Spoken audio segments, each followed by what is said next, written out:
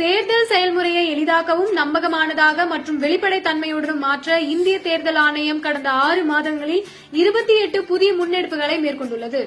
இந்த முன்னெடுப்புகளானது 6 பகுதிகளாக பிரிக்கப்பட்டுள்ளது. அரசியல் கட்சிகளுடனான இணைந்த செயல்பாடுகள், தேர்தல் முறைகளை தூய்மைப்படுத்துதல், தொழில்நுட்பத்தின் பயன்பாடு, வாக்காளர் பட்டியலின் துல்லியம், வாக்களிப்பதை எளிதாக்குதல் மற்றும் திறன் மேம்பாடு ஆகியனவாகும். இந்த காணொளியில் இன்று நாம் டிஜிட்டல் குறியீட்டு அட்டைகள் பற்றி பேசுவோம். தேர்தல் தொடர்பான தரவுகளை எளிதாக அணுகக்கூடியதாக மாற்ற ஆணையம் டிஜிட்டல் குறியீட்டு அட்டைகளை அறிமுகப்படுத்தியுள்ளது. இதற்கு முன் தேர்தல் தொடர்பான தரவுகள் தேர்தல் அதிகாரிகளிடமிருந்து பெறப்பட்ட குறியீட்டு அட்டைகள் தயார் செய்யப்பட்டது.